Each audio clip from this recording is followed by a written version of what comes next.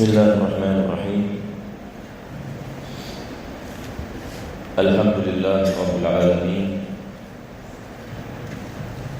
Wassalatu wassalamu ala asyrafil anbiya'i wal mursalin Sayyidina Muhammadin wa ala alihi wa sahbihi ajma'in.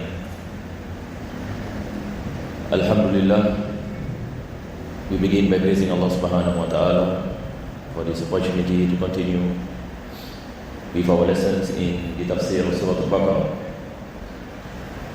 And we pray that Allah subhanahu wa ta'ala bless this gathering and make it a reason where our sins are forgiven, our prayers are answered, and may Allah subhanahu wa ta'ala protect us from all trials, difficulties, tribulations, viruses, punishments in dunya and akhirah. And we pray that Allah open for us the doors of understanding and enliven our hearts with iman and taqwa. May Allah subhanahu wa ta'ala bless us with husnul khatimah and guide us with Muhammad sallallahu alaihi wasallam yawm al-qiyamah. Amin ya rabbal alamin. Alhamdulillah, we have entered into the month of Rajab, and the month of Rajab, as we know, is one of the holiest months in Islam. Allah subhanahu wa ta'ala mentioned in the Quran, فَلَا تَظْلِمُوا فِيهِنَّ أَنفُسَكُمْ, yani do not do any acts of injustice towards yourselves, because the rewards that Allah will give to a person who obey Him is a great for many of rewards any that will be multiplied. And at the same time also, we are advised to abstain from all kinds of prohibitions and ma'siyah. We pray that Allah subhanahu wa ta'ala bless us with easiness, tawfiq and hidayah insyaAllah. And may Allah open any for us any doors of blessing, doors of any goodness, especially in the month of Rajab. And the month of Rajab is an indication that we are near into the month of Ramadan. And after Rajab, it comes in the month of Shaban, and after Shaban, it comes in the month of Ramadan. So we have about maybe 1 month's time or 1.5 months time before we enter into the month of Ramadan. We pray that Allah may give us a long life that we will reach in Ramadan. That is why in Allah and the Salihin, they make dua to Allah, Allahumma barik lana fi Rajab wa Sha'ban. Oh Allah, bless us in the month of Rajab and Sha'ban, wa ballighna Ramadan, and make us reach the month of Ramadan. Because in the month of Ramadan, our Prophet sallallahu alaihi wasallam mentioned, mukaffiratun bainahuma Ramadan ila Ramadan. Yani from one Ramadan into Ramadan, it is kafara. Yani kafara in meaning it is an expiation in your sins. That when we enter into the month of Ramadan, Allah will forgive any of our sins in the past year. So the month of Ramadan becomes the reason that a person goes out from the month of Ramadan, like a baby goes out from the womb of the mother, that Allah forgive all of his sins down here and batin. So that is why when the month of Ramadan, it is a gift from Allah subhanahu wa ta'ala. So alhamdulillah, we entered into the month of Rajab. Time goes in very fast. Now we have entered into the Rajab, I think this is nearly into 1 week, and we have entered in about nearly into 1 week, mashallah. Time goes in very fast. So we have to make use of these opportunities, this time that Allah is blessing us with. Because we do not know how much time we have in reality. We do not know when we are returning to Allah subhanahu wa ta'ala. Every single day is a reminder of death. Every single step that we take, every second, every minute, every month, it shows that our age is getting shorter and shorter and shorter, and it is not getting longer and longer and longer. It is getting shorter and shorter and shorter, and we are nearer and nearer and nearer and nearer into what? And into the qabr. That is the reality. So we hope that Allah subhanahu wa ta'ala always bless us with time, that is of barakah, that we use the time that Allah bless us with in His obedience, to refrain from His prohibitions. And this is an advice for myself. We are advising one another. I am advising for myself, and I am also using this opportunity to advise all of you. Inshallah, all of us we get the benefit, and may Allah bless us with tawfiq. That is why in the Quran Allah mentioned, وَالْعَصْرِ إِنَّ الْإِنسَانَ لَفِي خُسْرٍ إِلَّا الَّذِينَ آمَنُوا وَعَمِلُوا الصَّالِحَاتِ وَتَوَاصَوْا بِالْحَقِّ. This is what tawassaw bil haqq. Tawassaw bil haqq meaning we remind each other about the reality, about the truth, about death. about Yawm al-Qiyamah, about Hisab, about reckoning that Allah subhanahu wa ta'ala will do Yawm al-Qiyamah, that all of us will be judged by Allah in the hereafter, and so on and so forth. So now inshallah we will return to where we stopped in our last lesson. Last week we do not have a lesson. The last lesson that we had is 2 weeks ago. And we are still in the verse of 213 of Surah Al-Baqarah. Allah subhanahu wa ta'ala mentioned, فَأَعُوذْ بِاللَّهِ مِنَ الشَّيْطَانِ الرَّجِيمِ كَانَ النَّاسُ أُمَّةً وَاحِدًا. This part that I mentioned, meaning of كَانَ النَّاسُ أُمَّةً وَاحِدًا, it means that last time people were of the same faith. And when Allah subhanahu wa ta'ala created human beings, after Nabi Adam alayhi salam and his children and his grandchildren, all of them were Muslim. All of them believe in Allah subhanahu wa ta'ala. All of them regard Adam alayhi salam as one of the messengers of Allah subhanahu wa ta'ala. But what happens after that? After many years, then people start to astray. People start to worship idols. People start to neglect about their obligations towards Allah subhanahu wa ta'ala. فَبَعَثَ اللَّهُ النَّبِيِّينَ مُبَشِّرِينَ. Then Allah subhanahu wa ta'ala sent prophets and messengers, mubashirin, who gives glad tidings, wa munzirin, who give warnings, that if those who does not believe, punishments are waiting. And then Allah subhanahu wa ta'ala mentioned, وَأَنزَلَ مَعَهُمُ الْكِتَابَ بِالْحَقِّ لِيَحْكُمَ بَيْنَ النَّاسِ فِي مَا اخْتَلَفُوا فِيهِ. Allah sent books, not only He sent prophets and messengers, but at the same time Allah subhanahu wa ta'ala revealed books of revelation. In history, for example, Allah sent the Torah to Musa alayhi salam. Allah subhanahu wa ta'ala sent the Injil to Isa alayhi salam. Allah subhanahu wa ta'ala sent the Zabur to Dawud alayhi salam. And also Allah sent other books that we do not know. There are books that Allah gave to Nuh alayhi salam, to Idris alayhi salam, to Ibrahim alayhi salam. So not only Allah subhanahu wa ta'ala sent the prophets and messengers, but Allah subhanahu wa ta'ala revealed to them books of revelation. And this is an ni'mah from Allah subhanahu wa ta'ala. So that people will be guided, so that people will understand what is the truth and what is the false. So people will understand what is guidance and what is misguidance. They are able to understand what Allah wants from us, what are the obligations and what are the prohibitions. What is the path to Allah, that we can make ourselves closer to Allah subhanahu wa ta'ala. How do we perform in ibadah? How do we perform in our daily routine? What are the do's and the don'ts? So these are all mentioned in the books of Revelation. When Allah subhanahu wa ta'ala sent prophets and messengers, and Allah sent the books in Revelation, the contents of the book of Revelation is to explain the truth, to explain the obligation, to explain the sacred law. So those who abide by these laws, they will attain success by Allah.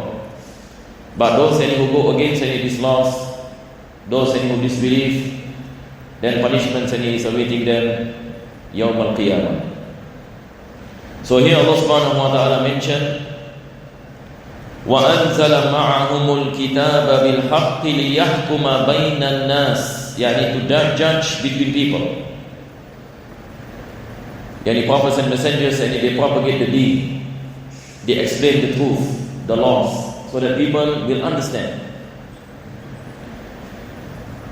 Then once people understand what is the truth and what is the false, now it depends on their choices, whether they want to follow the truth or they do not want to follow the truth. So before the coming of prophets and messengers, and before the revelation of the books, mankind is in astray, because they are in ignorance. They live in ignorance. After many years, after death of the previous prophets, when they started to astray, ignorance, what you call it, become any dominant within their societies. So people do not know what is the truth. So when they are in a state of ignorance, they have differences amongst themselves, pertaining to worshipping Allah subhanahu wa ta'ala, pertaining to faith in Allah subhanahu wa ta'ala. So people then start to differ. And this difference between them is a result of what? It is the result of ignorance. So if it is the result of ignorance, they are forgiven. Despite prophets and messengers that came last time, many years ago, and the people who came in this generation, for example, they are ignorant. They started to astray. They started to be misguided. Due to the fact that all of them are ignorant, and their differences also are based on ignorance. So for these people, Allah subhanahu wa ta'ala forgive them. I believe in my last lesson I spoke about Ahlul Fatra. I did not know when I speak about Ahlul Fatra. Before the coming of the Prophet sallallahu alaihi wasallam, the Arabs worship idols. What do we say to the people who worship idols before the coming of the Prophet sallallahu alaihi wasallam? Will they be punished by Allah by worshipping any idols? The Arabs, before the coming of the Prophet sallallahu alaihi wasallam, they are idol worshippers. Will they be judged by Allah subhanahu wa ta'ala Yawm al-Qiyamah if they die in shirk? Before the coming of the Prophet sallallahu alaihi wasallam, the answer is no. Why? Because of ignorance. Yani they do not understand what is the truth. They thought idol worship is correct. And no prophet was sent to them. No prophet was sent to them. The last prophet that was sent to the Arabs is Nabi Ismail alayhi salam. And that was thousands of years. And the religion of Ibrahim alayhi salam when he was adulterated. The religion of Nabi Ibrahim alayhi salam when he was adulterated, and this led to the worshipping of idols. So the whole of Arabia, most of them when they worship idols before the coming of the Prophet sallallahu alaihi wasallam. Some Arabs are Christians. Some Arabs what you call it, they were Nasara, especially the people of Sham last time. But most of them worship are pagans, and they worship many idols. Then what happened? Allah subhanahu wa ta'ala sent the Prophet sallallahu alaihi wasallam. So the Prophet sallallahu alaihi wasallam, when he do da'wah to the Arabs and taught them about the deen of Ibrahim alayhi salam and the truth, and Allah revealed to the Prophet sallallahu alaihi wasallam the Quran. So the Prophet then read the Quran to the Arabs and taught them Tawheed, Ibadah, Akhlaq, taught them about the Ahkam, what is the do's and what is the don'ts, what is wajib and what is sunnah, what is makruh and what is haram. So they were differing amongst themselves before the coming of the Prophet sallallahu alaihi wasallam as what is the truth. Some of them are saying any idol worship is the truth. Some of them are saying any the Ahlul Kitab any the other truth. They differ amongst themselves. But once the coming of the Prophet sallallahu alaihi wasallam, now the truth has came.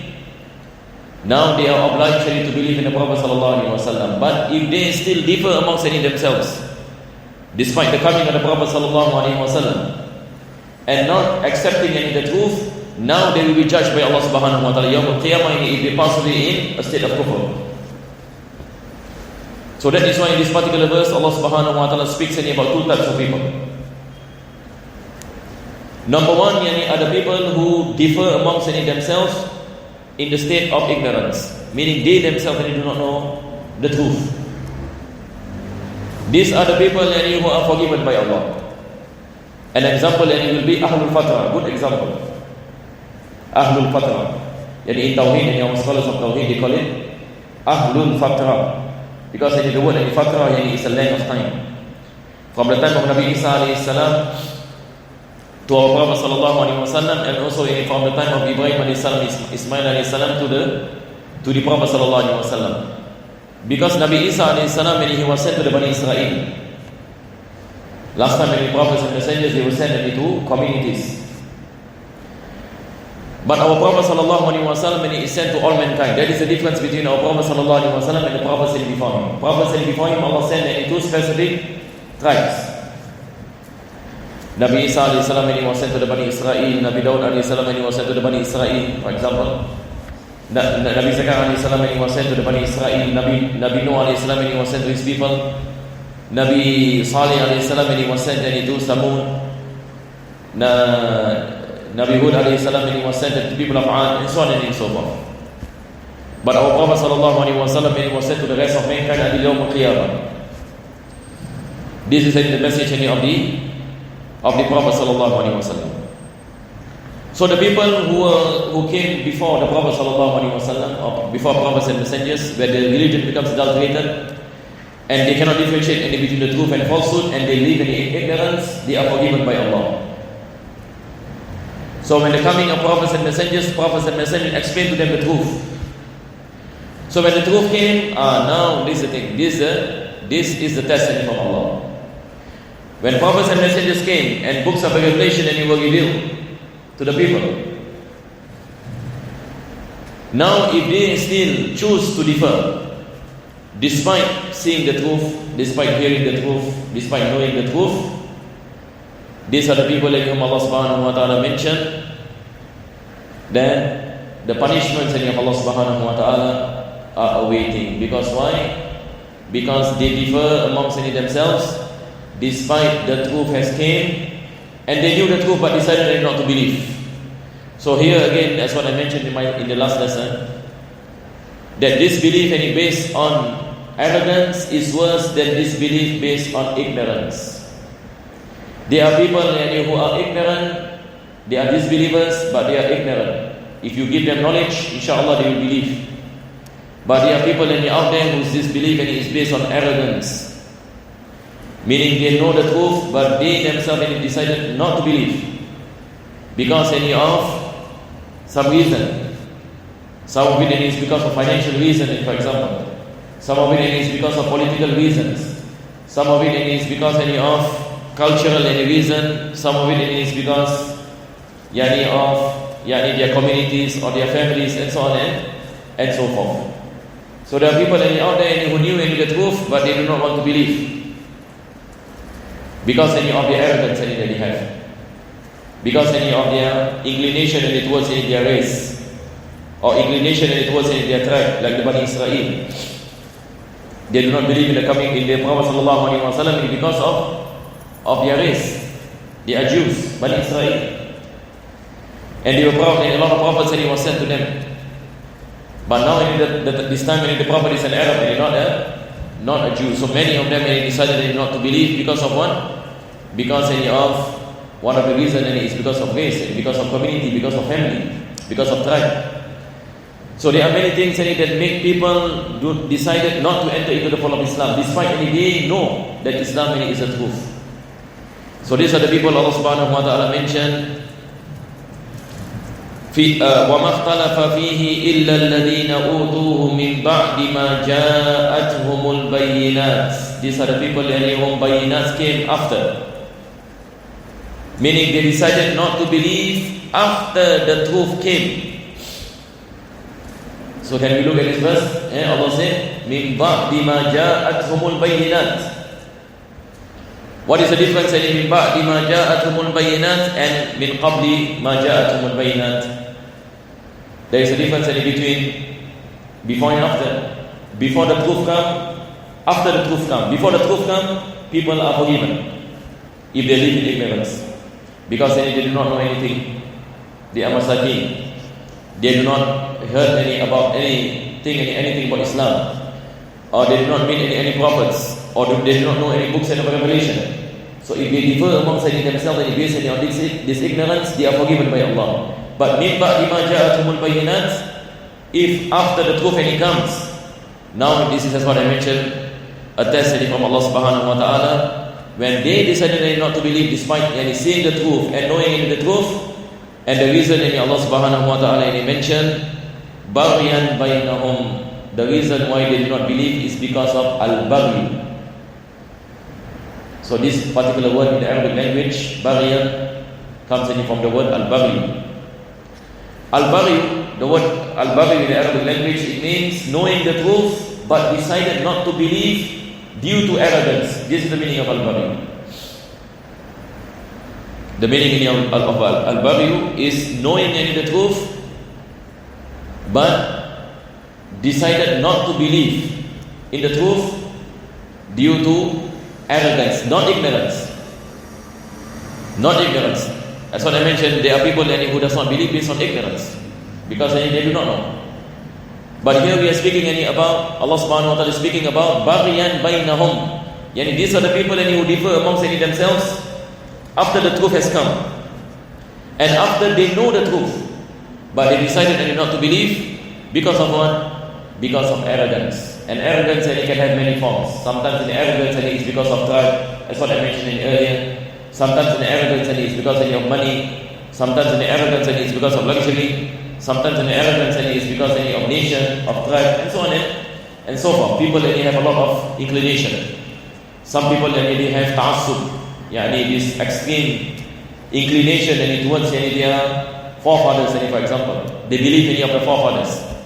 They have any extreme inclination towards their wealth, towards their kingdom. The fear that if they enter into the fold of Islam, then their wealth will be gone, or people will kill them, and so on and so forth. So here Allah subhanahu wa ta'ala is criticizing people who does not believe in Allah subhanahu wa ta'ala based on arrogance, even after they have understand the truth. Then Allah subhanahu wa ta'ala mentioned, فَهَدَى اللَّهُ الَّذِينَ آمَنُوا لِمَا اخْتَلَفُوا فِيهِ مِنَ الْحَقِّ بِإِذْنِهِ. Allah subhanahu wa ta'ala guides those who differ based on ignorance.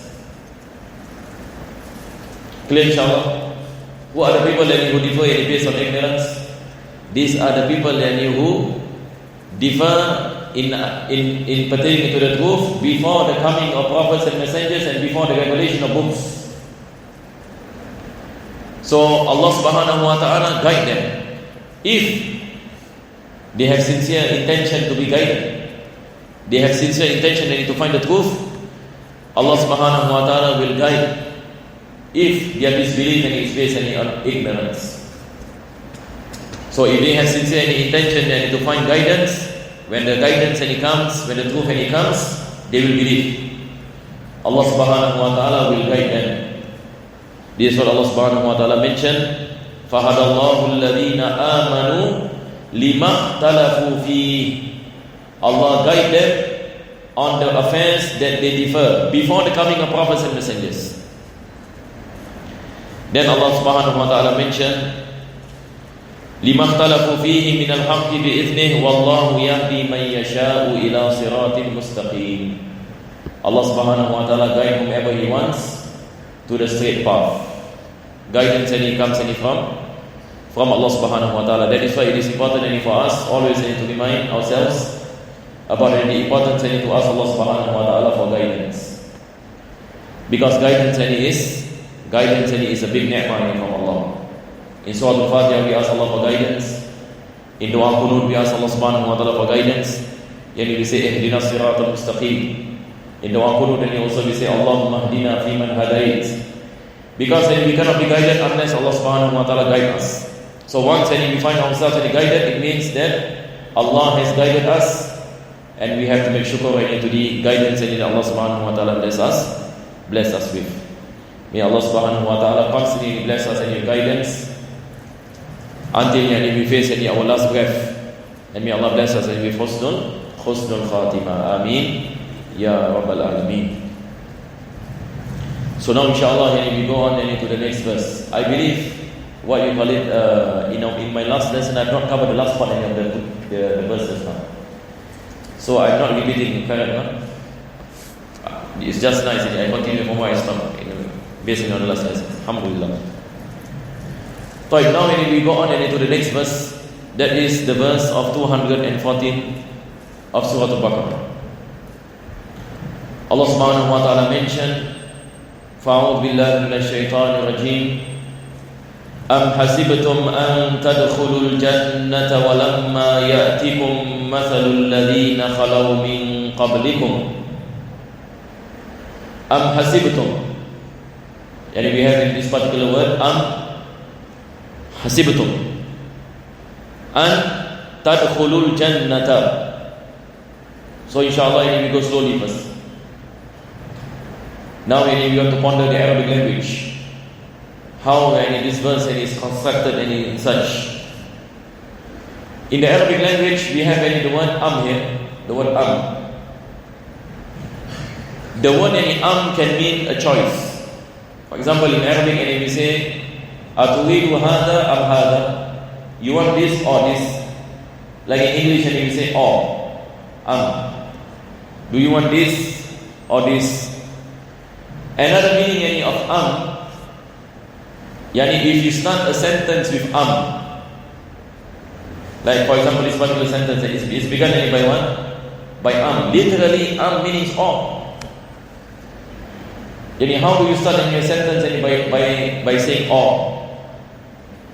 As though you are asking any question. But this is not any question. The meaning of here is not all, but the meaning of is bal. In the Arabic language, we have a word that is called bal. Bal meaning, when you start a sentence and you are saying whatever that I'm saying before this, I do not mean it now. Now I'm starting a new topic.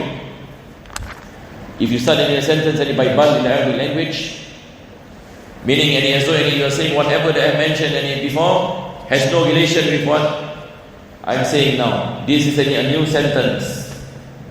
Clear inshallah? And this is the meaning.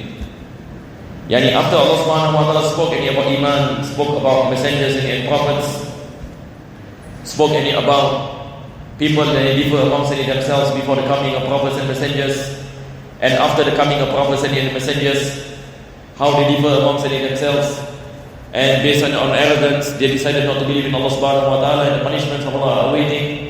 And Allah gives guidance to whoever He wishes. But as though this particular verse is telling us full stop. So now it is a new thing. Allah subhanahu wa ta'ala mentioned am hasibtum.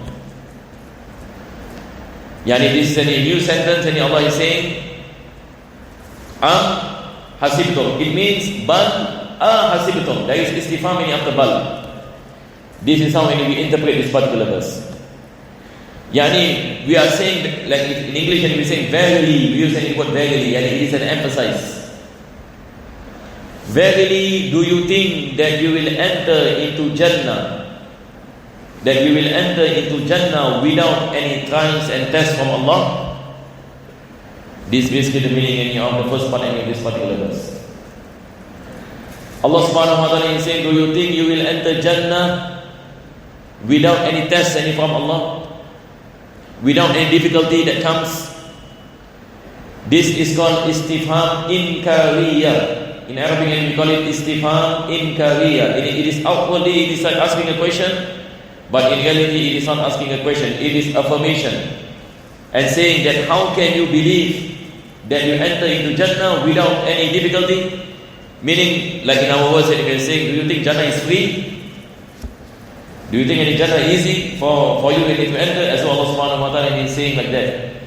Meaning, do you think you will enter into Jannah without facing any tests from Allah? Without facing any difficulties in this dunya? Without any putting in efforts? Do you think any Jannah comes to you just like that you enter into Jannah? So basically, the meaning of this particular verse is like that. What is the lesson behind this statement? Later on, inshallah, we will find out. But when you read verses in the Quran in such a manner, the lesson that we can benefit is that Allah subhanahu wa ta'ala is telling us, do not think that people enter into Jannah without making any efforts. Allah subhanahu wa ta'ala is telling us that entering Jannah, there is a price. Like for example, in this world, for example, if you want to buy a house, there is a price. And houses differs in their pricing, correct? HDB price differs from condominium. Condominium prices and condominium differs from penthouse. Penthouse different from the bungalows. Bungalows are different from terrace. Even in this world, we have differences in in the price. It depends only on the quality of the house. It depends only on the type of houses. But all any of these houses, they are not free. In order for you to attain something, you must pay a price. Just like nowadays, people always say, no pain, no gain. That even any people that goes into the gym, when they want to work on their bodies, they will say what? No pain, no gain. Yani the more heavier weight you lift, the better your body will become. But if you choose to just carry 1 kilogram in your weight, then we can wait for 10 years. The body just will maintain. But people that work on their bodies, they have like a schedule, correct? They will also eat any certain food. They will look after their diet. They will try their best to live as heavy as they can. They have to put in effort. Every day they have to go into the gym to make sure that they are able to work on their physique. Likewise, when you want to buy something, whether you want to buy handphone, you want to buy house, you want to buy cars, this world, especially in Singapore, like saying and it goes and nothing is free. Even when you park also it must be correct. Everything has a price. So now what about the Jannah of Allah subhanahu wa ta'ala? Is there such thing that people enter Jannah for free? Meaning just saying Ashhadu an la ilaha illallah, Ashhadu anna Muhammadan Rasulullah, inshallah Jannah. Just like that? Allah subhanahu wa ta'ala is saying that is not the case. Do not think that you will enter Jannah without any tests. So that is why nowadays people are asking why Allah tests me, why am I in this difficulty, why am I in that difficulty. This is the verse that inshallah ta'ala, when we cover this particular verse, then inshallah it will open our understanding and we will understand what Allah wants from us. So the beginning part of this particular verse, and He is saying about a concept that Allah is telling us, do not think you enter Jannah without any efforts. So what Allah wants from us is efforts. Allah subhanahu wa ta'ala will be testing the mu'minin. People, we have to go through any tests. Sometimes tests and it comes in finance. Sometimes tests and it comes in family. Sometimes tests and it comes in businesses. Sometimes tests and it comes in disease. Sometimes tests and it comes in the form of poverty. Sometimes tests and it comes in the form of difficulty, and so on and so forth. Allah subhanahu wa ta'ala is constantly testing the believers. And there is a reason behind. So He mentioned, Am hasibtum an tadkhulul jannata walamma ya'tikum masalul ladina khalaw min qablikum. Do you think you will enter into Jannah and it has not come to you the examples of people of the past? The examples of the people of the past, it has not come to you. What is the meaning? And Allah subhanahu wa ta'ala is telling us, look at the people before you. How Allah subhanahu wa ta'ala tested them with difficulties and poverty and disease. So for example, if we look back in history, we find the companions of the Prophet sallallahu alaihi wasallam, the Sahaba. When the Prophet ﷺ started to propagate Islam in Mecca, what happens? Do we see that the Quraysh all happy? The people who worship idols and the Arabs and who worship idols come to them and come to the Prophet ﷺ and hug him. And everybody love the Muslims, the early Muslims. When we study the seerah of the Prophet ﷺ, we find that they face great difficulties. They were chased out of their houses. Stones were thrown to them. Bilal radiallahu anhu, the famous story for Bilal, right? When he entered into the following of Islam, the master took him into the middle of the desert and then placed a huge boulder on his stomach, telling him to denounce Islam. There is another person by the name of Khabbab ibn Arat. Khabbab ibn Arat, the master they put him on coal, burning coal. They put his body on burning coal until the fats and the flesh were burnt. This is what happened to a particular Sahabi by the name of Khabbab ibn Arat. So once he came to the Prophet ﷺ, and the Prophet was in front of the Kaaba. And he asked the Prophet ﷺ, Ya Rasulullah, Mata Nasrullah. O Prophet of Allah, when is the help of Allah is going to come? As when he is saying, we having a great difficulty, we cannot bear this anymore. The oppression that they are facing is too immense. So the Prophet ﷺ, ihmara wajhuhu. In the narration it says, the face of the Prophet became red in color. The face of the Prophet ﷺ became red in color, meaning he was angry. So he told this particular Sahabi, the people that before you, their bodies were split into two. Their bodies was split into two. And the last time they used to use the saw, the big saw. They put the person in the middle, and then they tie him up with logs of wood, and then after that from on top they will do a huge saw. They cut the body into two. And this is what happened to Nabi Zakaria alayhi salam. Imagine the Prophet. The Bani Israel killed him like this. Because when he went into the tree, what they do, they cut the tree from on top. His body was cut into half, imagine. And this happened to the people of the past. So the Prophet ﷺ, when he was telling the Sahabi last time, the people of the past, they will kill in such manner, but still this does not make them go out of Islam. They still hold on to their faith.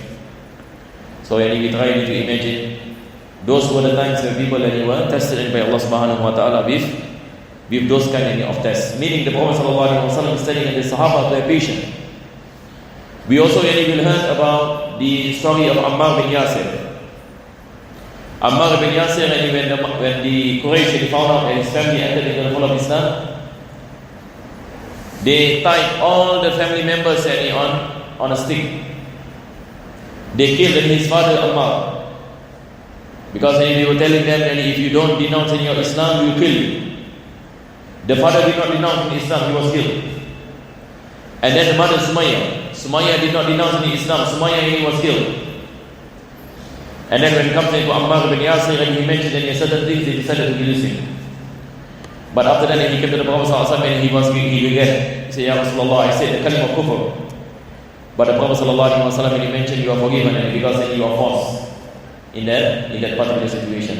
So imagine any family members and you were killed, fathers and mothers and you were killed, children and you were killed, oppression, poverty, they were living in poverty. The Quraysh, prevented people to have dealings with them. They were boycotted for 3 years in Shi'ab Abu Talib. We read the seerah of the Prophet ﷺ, the years in Makkah is like hell. Years in Makkah is full of oppression. The Prophet ﷺ gave everything fi sabilillah. Khadija radiallahu anha gave everything fi sabilillah until she became very poor. The Prophet sallallahu alaihi wasallam, when he became poor, because he was trying to help the oppressed Muslims. And then after that, they wanted to kill the Prophet sallallahu alaihi wasallam, and the Prophet left Makkah. And when the Prophet went to Medina, also facing difficulties. The people in Makkah waged war in the Badr, waged war in Uhud. And then comes in the Battle of Khandaq, and then the Munafiqeen, and then the Yahud, the Bani Israel. They also wanted to attack the Muslims. After the death of the Prophet ﷺ, also problems comes. During the Khilafah of Abu Bakr radiallahu anhu, people believe in Musaylim al-Kadhab, and people do not want to pay zakah. The Romans wants to attack in Medina. So again, they are facing difficulties and fear. So we find in history, we find people who are close to Allah subhanahu wa ta'ala, prophets and messengers, the Sahaba, the Hawariyun, the followers of Isa alayhi salam, the followers of prophets and messengers. We find that they are tested by Allah subhanahu wa ta'ala with a lot of tests. But they prove that they have patience. This is the thing. They are the people that have iman. No matter what comes, what difficulty comes, they are the people of sabr. They always maintain their patience to Allah. And they are people that have conviction in Allah subhanahu wa ta'ala. They are people that when calamity comes, They understand that Allah is testing them. They understand that Allah wants patience from them. And they accept any this calamity and with pleasure. They accept any calamities and with pleasure. As though they are saying, and they are pleased with the ordainment of Allah. This is qada and qadar. Everything happens by Allah. And Allah subhanahu wa ta'ala is testing us. So we have to display any patience. They make dua to Allah subhanahu wa ta'ala and fulfill the commandments and this thing. Despite any facing all these difficulties, they fulfill the commandments and refrain any prohibitions and putting hope in Allah subhanahu wa ta'ala and making dua and supplicate to Allah subhanahu wa ta'ala, having iman and faith despite facing all these difficulties. And these are the people whom Allah guide. These are the people whom Allah subhanahu wa ta'ala bless in Jannah in Yawm al-Qiyamah. This is Allah subhanahu wa ta'ala is saying, أَفَحَسِبْتُمْ أَن تَدْخُلُوا الْجَنَّةَ وَلَمَّا يَأْتِكُمْ مَثَلُ الَّذِينَ خَلَوْا مِن قَبْلِكُمْ. What happens to them? مَسَّتْهُمُ الْبَأْسَاءُ وَالضَّرَّاءُ وَزُلْزِلُوا. مَسَّتْهُمُ الْبَأْسَاءُ. The meaning of al-ba'sa is poverty. Then Allah subhanahu wa ta'ala mentioned any poverty afflicts them. Darra, sicknesses afflicts them. Sometimes Allah subhanahu wa ta'ala tests people with poverty, with what we call it, having financial difficulties. This is a test from Allah subhanahu wa ta'ala. Sometimes Allah subhanahu wa ta'ala tests people with sicknesses. There are people, mashallah, they have everything in the world. They have wealth, money, houses, vehicles. But Allah subhanahu wa ta'ala tests them with sicknesses. They are sick. They are unable to move. For example, they are facing serious diseases and so on and so forth. So this is also a test from Allah subhanahu wa ta'ala. So sometimes Allah tests people in poverty. Sometimes Allah subhanahu wa ta'ala tests people with sicknesses. This is what Allah said. Masathumul ba'sa wa dharra wa zulzilu. وَزُلْزِلُوا. The meaning of zulzilu, meaning enmity from outside came. People, enemies around them, and he wants to cause harm to them. This is one of the meaning of zulzilu. Because the Arabic word zulzilu comes from the word zalzala. Zalzala meaning to shake. That is why in Arabic, earthquake is called zilzal. Earthquake is called zilzal, because when the earthquake the earth is shake. The meaning of zilzal is basically shaking. In the Quran we have the verse إِذَا زُلْزِلَتِ الْأَرْضُ زِلْزَالَهَا. زُلْزِلَتِ الْأَرْضُ زِلْزَالَهَا. Allah said, Yawm al-Qiyamah, what will happen before Qiyamah? The earth will shake. Imagine, like now in the earth that we are living, the earth is not shaking. If the earth shakes, what happens? Everything will be destroyed, right? Even a slight earthquake can make buildings fall. What happens if the earth is shaking? Everything on top of the earth will fall. Zilzalaha, the shake is immense, Allah said. Here in this particular verse, Allah said, وَزُلْزِلُوا. Zulzilu meaning they are shaken. Shaken by what? Shaken by enmity. Shaken by hatred. By people around them. But yet they practice patience. Then Allah subhanahu wa ta'ala mentioned hatta yaqula rasulu walladhina amanu ma'ahum mata nasrullah ala inna nasrallahi qareeb. Meaning they are tested by Allah subhanahu wa ta'ala to such an extent that they cannot bear it anymore. They say mata nasrullah, when is the help of Allah subhanahu wa ta'ala. Why?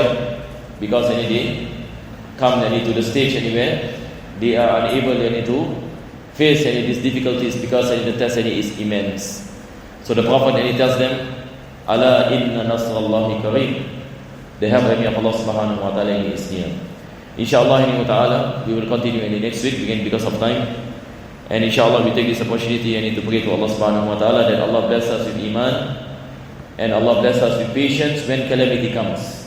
This is a thing when we make dua to Allah subhanahu wa ta'ala. When we make dua for patience, we ask Allah patience when calamity comes. We do not ask Allah, oh Allah, give me patience. That's not the way to make dua.